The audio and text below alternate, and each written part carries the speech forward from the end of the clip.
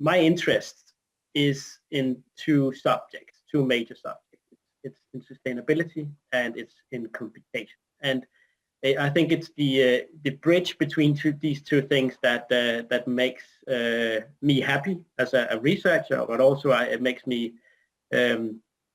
satisfied in what I'm doing. And I know that these two subjects, sustainability and computation, are two very abused terms. They have many meanings. They are being used by companies and also institutions for reasons that they are not. So I don't want to add to this, and I don't want to talk about what is right and wrong. I will just talk about how I perceive these two subjects, and hopefully this will be more clear when these 40 minutes have gone through. So after this kind of definition of where everything started, and for me and how I'm perceiving it, I like to go into the argumentation of design, which is my role as a practitioner with BIG especially, but also now here with Procedural, which is I'm a co-founder of a company. That if you talk about what is the sustainable choice, then it's about coming up with arguments that helps you defining the right choices. It has been for me kind of a journey towards what this means, because there are so many different perspectives of what we mean about sustainability. But definitely this is where computation and digital craftsmanship, let's call it that, has a place. And then in the end, I like to talk about this bridge to action research, which is my other role at DTU, where I think this is a very interesting way of getting research done in actually. So it's being very, very dependent on practice, and then also being part of it. And it kind of is, action research is what I actually do in essence. I'm very practical in my research, so it fits very well into what I'm doing. And now I'm trying to do this with many people instead of a few experts, and that has its it's at another level of how you can actually compute. So to begin with, it's these two abused terms, and what you can say about computation and sustainability is that it's basically a matter of how well you define your accuracy, how well you want to calculate the correct answer.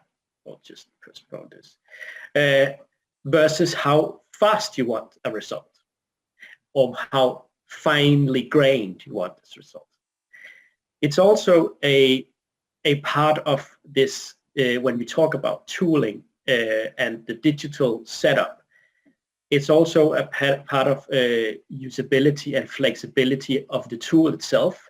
So there is like a trade-off between these four elements that you cannot ensure highly accurate calculations while having, let's say, an instantaneous output. Or if you really want that, you have to slack on the either usability or the flexibility of a tool. It has to be very well implemented, very strictly implemented, or very narrowed down in some aspects. So there's these four elements, and you can you can drag and pull in either direction, but it will kind of restrict you in the other directions. So if you look at this picture, you basically have a way to construct a tool, a way to construct a method. And this is what I started out doing this is 6 years back, when I did my master thesis. And this little tool, I called it Termite, was a implementation for Grasshopper. And I guess many of your students and have using Grasshopper today. When I started using this as a master student, no one was using it at DTU at least. And Ladybug, Honeybee, either of these many plugins that exist today didn't exist.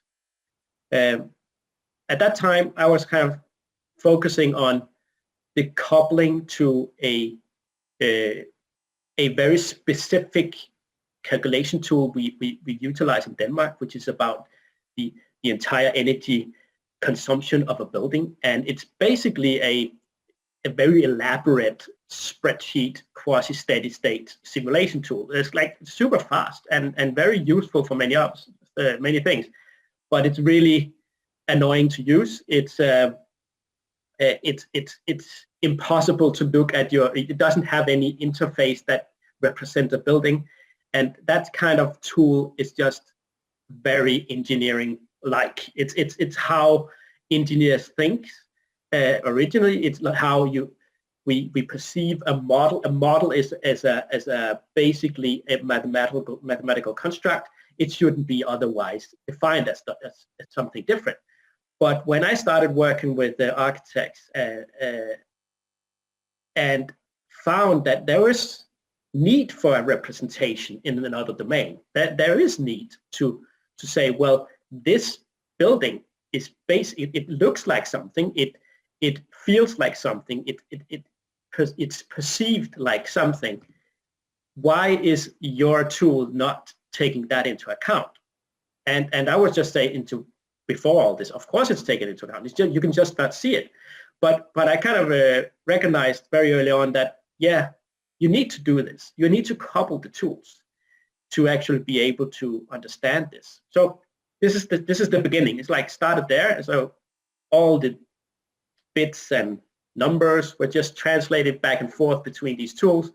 And that's so I could get like this term, it was an instantaneous output of an energy consumption, yearly energy consumption of a building with solar impacts, heat consumption, pumps, windmills, you name it. But it wasn't exactly precise because it was fast. So it works for some things.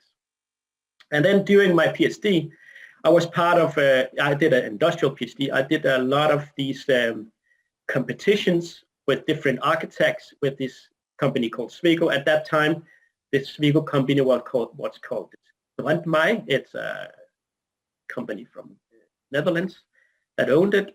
Now it's a Swedish company. But basically, they are one of the largest Nordic consultants today. And we did one of all these projects. One of them was this hospital in Copenhagen, and this is now built, and it looks like this. But in the beginning, I was part of this competition phase as an engineer from a consultant side. When I'm seeing it now, this is the dark side.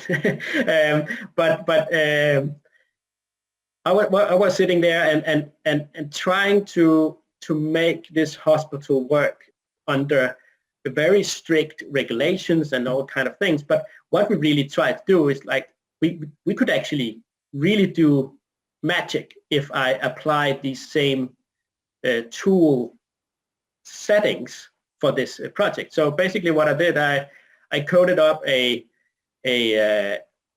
multifaceted, let's say that multifaceted model that took into account the functions of the building, the daylight in a very simple way. If I have to look back at it, it was based on this protractor mechanism. So basically, it's a matter of how much your sky view factor you can see. It's a simple way to talk about daylight, but it's actually not that far off when you talk about daylight factor. Then there's like some kind of a distribution of window-wall ratio applied to this based on these elements, and then in the end we suggested some solar shading. All this was fed into this other tool, this thermite thing, and we had like a live feedback on the energy consumption and such. So it's kind of started there, and then it worked, and the architects seemed happy. So I was kind of, yeah, well, there was like huge success seen from the engineer's side of point of view. And then I was invited for a project with Olaf Woliersen, where they, Olaf Woliersen is one of these architects, designers that does not care about the form in its sense of if it's typically modeled, built in a traditional way. He kind of goes beyond that, and that definitely is seen here from the way I try to reverse engineer the studio's way of thinking of this building, which is, you see these red cylinders. These red cylinders are basically masonry towers, and these yellow things are cutouts of these towers that then represent a window. So I kind of needed to somehow remodel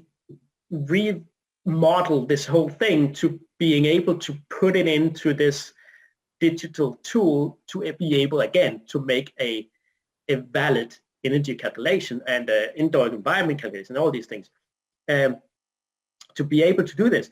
But in the instance of doing this, of course, you could make this fully parametric, and that made it very interesting that we could look at these this building as again, it didn't need to be the exact representation of Olaf Woliersen. We could adjust stuff, and then by adjusting, these reversed engineered cylinders or whatever it was, we kind of found a better, let's say that, a better energy consumption level for this. So we could lower the energy, but of course we were kind of messing around with the architecture here, and that was not really, then I wasn't really that popular anymore.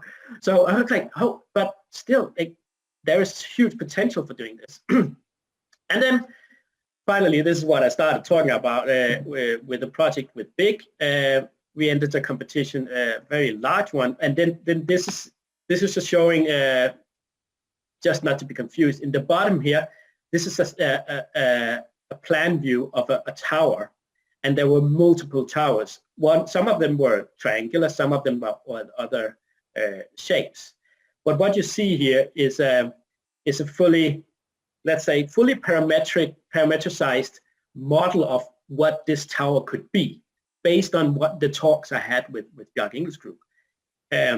So we had a lot of meetings about, how do you define this facade that is folding in and out, and how do you see this happening? And that they had like all kind of stuff in the air, like all kind of interesting ideas about it. And of course, I said, well, we could try to make a parametric model of this, and I built this up and then ran it through an optimization engine. And this is now at this point, Energy Plus was coupled through Honeybee, a very early version of it, through a MATLAB loophole and all kind of stuff. But this was kind of the beginning of where I really saw the effects of where you can go.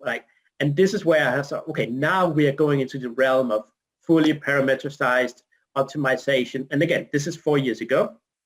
And I ran this through thousands of iterations and came back with all this to Bjarke Ingels group and showed them, oh, look, all these points represent a unique design. Like, now you just need to choose the one you want. And they looked at me and said, well, no, this is not what we're doing. And there was like lots of work in, like, no, why? But one of these projects could be what you're doing. But really, and this is paraphrasing, and I can't remember who's saying this to me, but basically, It's good architecture is not something you solve, it's something you discover. And that again, then I got hired by Big at this point, but not because of my major failure in generative design, but because I kind of tried to understand everything. So this, in the following steps here, is how I now understand the way we can compute architecture in a discovery way. So the way you see it is that the basic knowledge that we have, regardless of we are engineers, architects, or whatever, we have a base foundation of knowledge. We have a lot of unset ideas. Maybe they are dormant and they just need to come out, or maybe they are there. We have to put them in paper, or we are reluctant to define them, or however. But this tacit knowledge has to bridge over into the computed knowledge, the world where we can put numbers on it, so that we have a proof that what we are talking about is correct. So there's like a very clear gap there, and the bridge is where I want to be, because this is the craftsmanship we are talking about. So in a way, the design discovery is the process of finding the right argument. So you can say, well, you have the tacit knowledge. It's an idea. It's a concept. It's an argument that's based on a hunch, for instance. And then you want to compute it. You want to make pretty colors, basically. And I kind of, this is the way I perceive it. This can be done in a way that is following the basic principles of good and well-defined engineering. So basically, you set up a concept. You set up a hypothesis of what you claim to be true or false, or whatever you mean about this tacit knowledge. And then you confirm or disprove it. This is the process. It's very simple. The point is that if you can set up this with a computational process, it's a loop. And when you have a loop and it's secure, you can do all kinds of things. And then I was happy again, because then I could do all the fancy stuff that I was this hungry for. You can go multiple scenarios. You can do automation. You can optimize. You can. Optimization has been like a no-no word in many meetings I have. But when I kind of showed this, kind of provided this method, everyone was aligned. So the right argument is about choosing the right tool. And the right tool, this is my claim, this is what I did in my PhD, and also what I've been working on today. It's actually having a design tool, having an analysis tool, and then a middleware tool.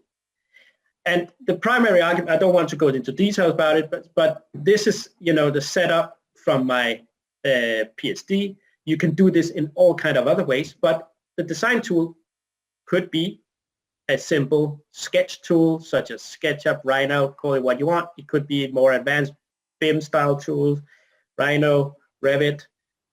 You could do whatever you want. And then you could have a scripting tool. Here, Grasshopper comes into the picture. There's other concepts, Svetchok, Dynamo, all kind of other things. And then you can have either of these building performance simulation tools coupled. And these, of course, can be a spreadsheet. It can be something else. And there's a lot of reasons to do it in this particular way. So now I'll just go through some analysis I've been doing with Bjarke Ingelsson Big over the years, and this is a project that started out very early on. I've been on this for years, actually, back and forth in different ways. But it actually started out that the local government had some very interesting, and I think rightly, requirements on how much light, natural light, you can provide on the pavement in front of buildings. So they don't want to have these narrow streets where you can't see any sky. They don't want any streets that is dark and gloomy. So they basically set down some requirements on how many hours you have to provide on the pavement of light. It was basically super easy to calculate now that we have all these parametric tools, and in the early stage of the Ladybug here, we could basically just construct by taking some of these modules and customize them a little, create kind of a tool so that the design team could sit and manipulate their own building back and forth, and then they had like a feedback. How many hours do they have on the pavement? But that didn't really work well for the government, the local government. They wanted to have something very specific in a very specific way. They have described in a report style, and they required like a 50-page report every time the designers, the architects came up with a new design solution to this. And to be honest, it happened a lot. So it wasn't enough to have this, let's say, computational simple tool to do it. And we need to provide some simulations.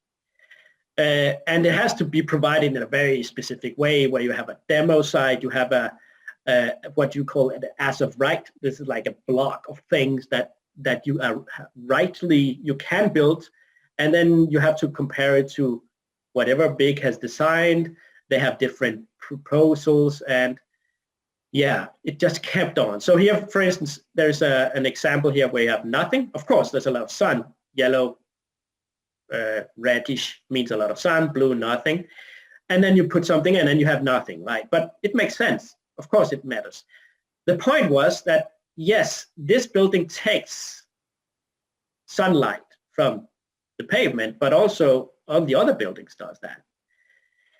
So now we are stuck in the way that they wanted us to provide the information in a very specific way, but also we need to somehow provide the evidence that this building was doing its uttermost best not to shade on the pavement. And how did we do that? Well, basically it ended up making a customized tool that filters out what shading that particular building casts on this entire city versus all the others that has like new elements. So it's kind of we're trying to compare this effect of what Big was trying to do versus what's happening elsewhere, and that actually worked much better because it was in the language of the municipality. It was the language that they could understand. Yeah, so you need to define the right tool, and sometimes it takes a lot of effort. Sometimes it takes a lot of iteration because it has to be in the language that the perceiver wants it. Now we just keep on the same shadow style. We have made a lot of these calculations during the time, but here we actually see some proposal, another proposal. It casts shadow, but how could we say this is better on this, very weird, amounts of shadow? We can say how many hours, is this the worst part of casting a shadow? Is this particular part of the building the worst part of casting a shadow? What is better and what is worse? It's kind of difficult to understand. But then you can actually, because it's just numbers, you can just take and subtract these elements, these two amounts from each other, and then we kind of figure out, well, you can actually say that one of the solutions is better in terms of one thing, but it's definitely worse in the terms of other things. But then we could also say how much.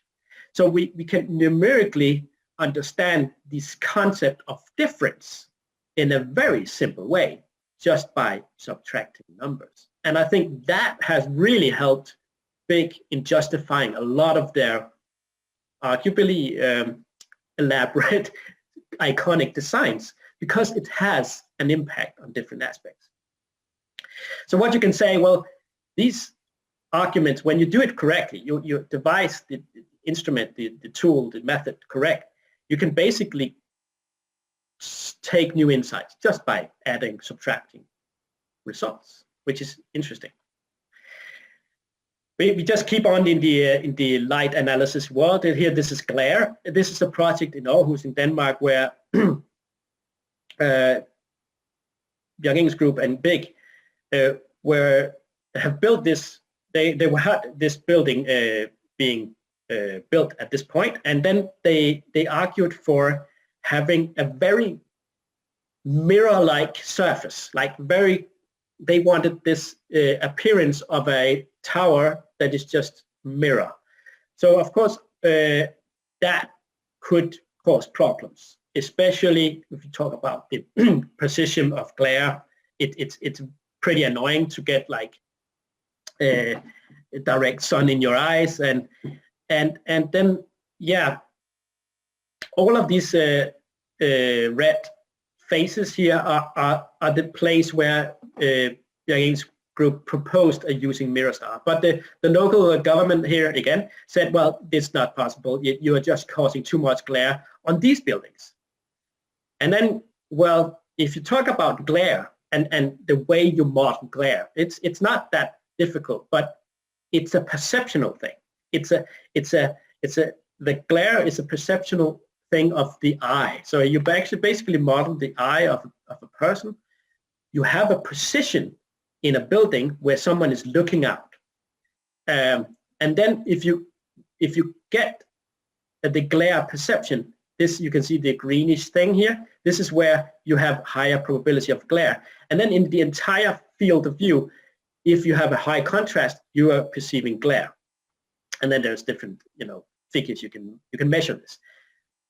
But we had the problem this. We were talking about an entire building having glare problems of an entire building. How did we have, how can we use this method to create an argument that, look, if it's really a problem that this MirrorStar thing surface is a glare or not. So we have to scale this and scale this a lot. So basically what we did, we took every apartment in this other building, modeled every single day, every single hour for an entire year. So you basically have the glare probability at each time step for each of these points. It's thousands of simulations. And then you filter out the direct sun, because we cannot, of course, the building is as it is. It's not any different if you take one surface and change it with another. You will still get the direct sun in your eye. So we filter out that part. So we are focusing on the reflective glare problems. And then we were measuring how much of this were actually causing problems. And basically, we found very, very few hours in the year where the MirrorStar, this glass surface that was like mirrors-like, were worse than the normal glass surface, which is just a transparent glass. Because transparent glass still reflects a lot. You have to do a lot of coatings if it's not reflecting, and the government were accepting a glass surface. So you could actually compare these things in probabilistic terms. So it ended up saying, well, it's not much worse. It's like 0.1% worse over the time. So either you completely change this building, or you can say, well, it doesn't matter which surface it's on. So there were a lot of these arguments where the architect came back to me. I told you so. Why did you have to do all these calculations? But yes, you need to go very far sometimes to come up with the thorough argument that this is okay or not okay. So it takes a lot of effort, and it takes a lot of computational power. And now I'm coming into the point where computational power really, really matters, and this is wind. So yeah, as I told you in the beginning, I have a background as a building physicist, and I've always been interested in computer fluid dynamics, and been working with this for years. But it's very rare, or at least it has been, that you go directly into CFD and fluid dynamics when you talk about building design in the design stage, but not that big. We ended up having a supercomputer a few years back. So right now the guys have two, which have been part of building. So these two supercomputers, they are able to calculate this fluid dynamics in a number of, let's say, 10, 20 hours. So it takes a lot of effort. But so this is an argument for, could we, in this particular site here, which is very windy, these towers, which has a lot of balconies called the cactus towers, could they actually help disrupting the downdrafts that much that you don't need to have a lot of plants, a lot of trees in these areas? So the argument was that the architects wanted to have a free and unobstructed view to these towers and not, have all kind of obstructions. And yeah, so the argument, basically what we need to do is to make two simulations, right? One with and without the AB. This is a lower deck, so we have a very complex geometry we have to look at. But we also have the idea of time, and the wind can come from all directions, not only from whatever the predominant wind direction in a certain magnitude. It can come from all directions in all kind of wind speeds. So we will need to simulate this in a huge manner. We have to do this like this enormous model for a number of times, and then compute the prevalence of uncomfortable winds. And that takes a lot of effort, which means that that the right argument needs, in sometimes, very, very heavy computation. And there is no limit to this, basically. I found this. So the requirements could be massive, and we need a lot of computation when some of these arguments are present. And this is also why I initiated this procedural company. I don't want to go into deep to it, but what we have been building the past year is a completely scalable cloud computation that is open sourced to do this. So you can take a look at this if you want. Now we're coming into the water and water part. Serpentine Gallery is a project I really enjoyed. It started out being the argument that we don't want rain coming in on people when they're walking through. And this was a Serpentine Gallery in London, and it always rains in London.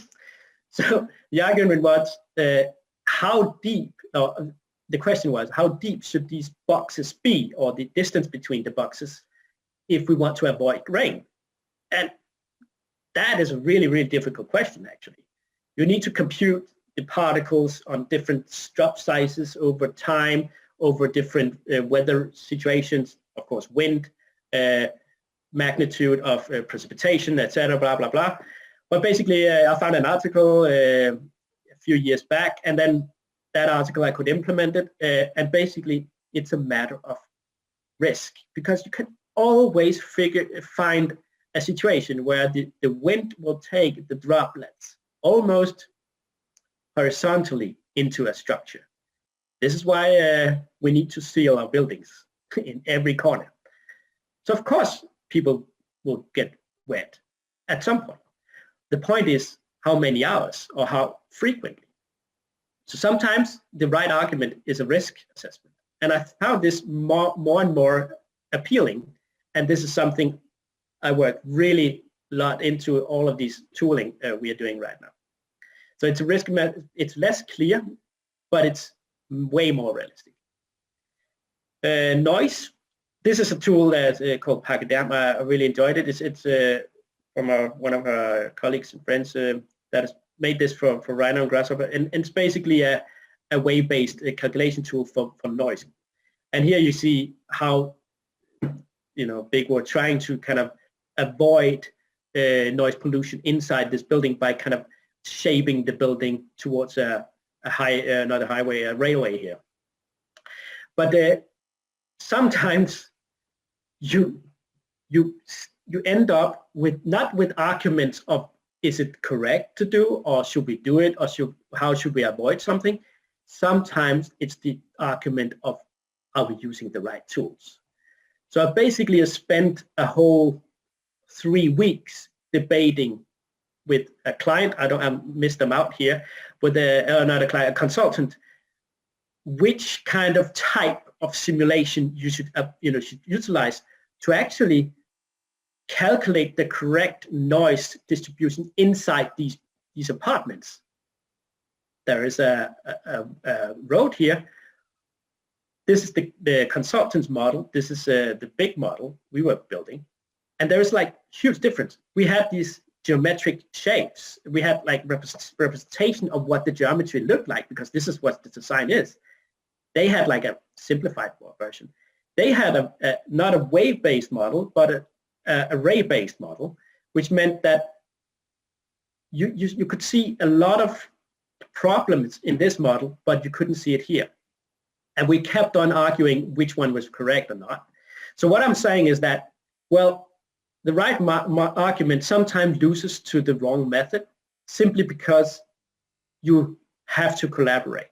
So you need to talk about this trade-off of what is correct, what is fast, what is useful and usable and flexible, not only within the own company or the own organization, but with your collaborating partners. Otherwise, this doesn't matter. But sometimes we also see the opposite. So this is an external consultant that had a huge wind tunnel. They were testing out different variations of this tower-style project here, and they provided a very clean, very elaborate data set of the amount of the wind speeds within this area. And basically they have set up like a number of physical probes in this model. And we recreated this because we wanted to understand the human comfort effect of this, and not only the wind speed itself, but the cumulative comfort. So basically what we could do, we could overlay our calculation with the mean radiant temperature, humidity, temperatures in this region with these measurements, and then compute the comfort in this city here. And I think that was really an example of when it actually worked. And you could get this according to the entire year, and we had different arguments for different types of these buildings and how it should be manipulated. So sometimes the right argument wins when the methods are just right. And I can assure you, this worked because the overlapping piece between these arguments, these methods, were open, clean data, which is another thing I really want to highlight, is that openness, data, and open source is kind of the only reason why this works. Now I will just jump into some other project with some other architects that we have been doing here. And this is the part of the action research I was talking about. And I want to say that action research is kind of what I'm doing. I'm being part of projects, but also trying to push state of art always. And this project is actually in collaboration with Lotte. Was a project with the white architects, and they had this idea of taking old 1960s, 70s buildings. There's a million apartments, a million people living in these kind of buildings in Sweden, and they are being completely neglected. And some political argument is just to demolish everything and start all over. But these architects were kind of saying, well, instead of focusing on renovating facades or demolishing, maybe we can keep the most of this structure, most of everything, and just cover something in between, and then create a much better environment. In here, we will reduce the energy, we will have much better comfort, we will have a better outdoor environment, and they had all kinds of arguments, very architectural arguments, because there was no evidence. So we started this project as a research project where we tried to say, well, all these claims you have, let's go through them one by one. Snow handling, wind pressure, solar potential, comfort. What do you mean about comfort inside this space? The structural setup. Is it actually more or less expensive to make this structure rather than actually building the facade, renovate the facade? Is it net worth more or less expensive, or is it also in terms of life cycle analysis? Do you get more out of it or not? How is the temperature flowing through? This is the cut through. This is the CFD part through a building like this, and the apartments on top. Can they open the windows while they are in here? Do they get fried, and etc. What is really interesting is that this is actually being built now because we came up with all these arguments. So sometimes these arguments are an answer to every question, and that can be very exhaustive and very expensive. And I can say that in Sweden they have this consensus of ideas, so they're not willing to take huge leaps, and developers are restricted to go like with traditional very secure solutions. So taking this leap of making a solution like this eco canopy were a big thing in Sweden, and thanks to all of these students, which did with cheap labor, but also very extensive work. Again, life cycle cost can be calculated this way. Been working with that for years now, and to be honest, life cycle cost is simply a matter of a linear calculation. It's very simple. Excel can do this very simply. But it's not that simple when it comes to the risk of choosing the wrong material and all kind of things. I don't want to go into that. But yeah, there's a lot of stuff we can do there. We can talk about coupling this to a hydrothermal model, which is I reckon one of the most complex types of simulation you can do. It's a mass transfer through through a structure. This is one of the most difficult subjects I've entered. But you can do this. You can couple this to Grasshopper if you want, and this is what Kristen Kotsko and now one of my colleagues have done. It's possible. You can even calculate the structural fire protection inside a structure if you want. So there's no limits to what you can couple, and I have multiple examples of this. You can do exactly how you want it if you frame the right question. Even this is in Danish, I'm sorry of that, but this is actually a lay-in in a book that this building that we're talking about before, this is now built. And in every apartment, they have this sheet in a book that is following the apartment. And in that apartment, they can see how many sunlight hours they have on their balcony based on this analysis we've done. So basically made a tool just to make this printout in a PDF thing. And I can assure you, when we showed this as an extra thing for the client, it was like, oh, we can now sell this apartment for much more. So you can actually use it for cost actions that is not something about sustainability if you really want to. There is also projects where we have arguments that this is the Google project. I've been involved in that a lot.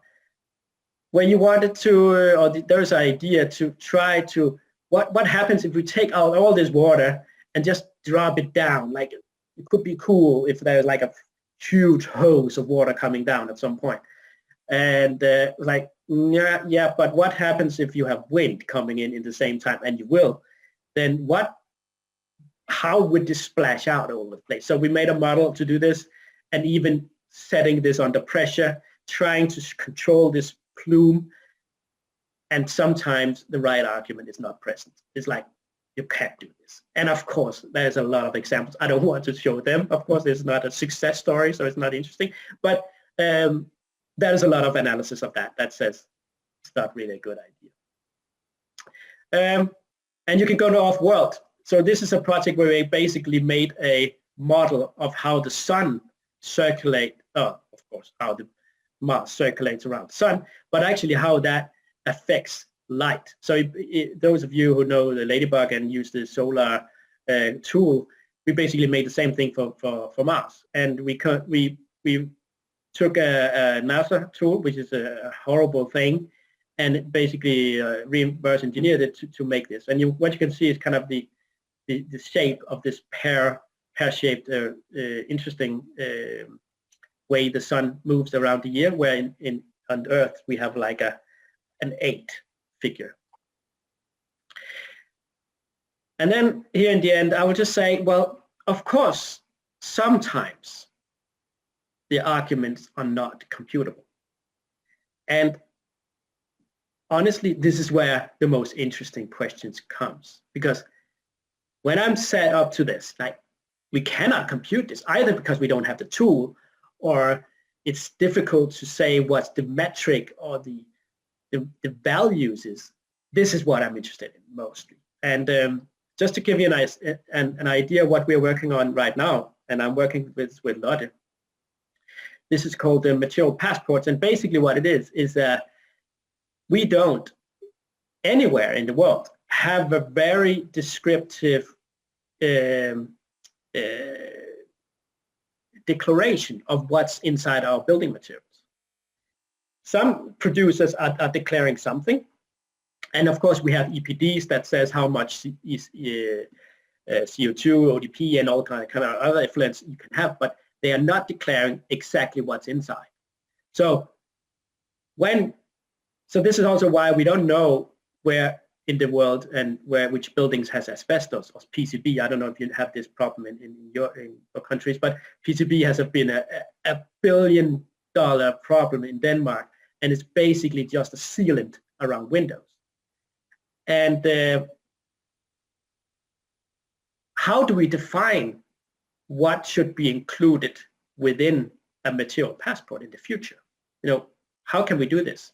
So basically we took this question and asked all kind of experts, and we assembled this into 17 A/B questions. And now just talking about what we tried to do before, where comparing two things, I kind of really want to take this idea further. So if we can compute it with computational power, maybe we can compute it with people power.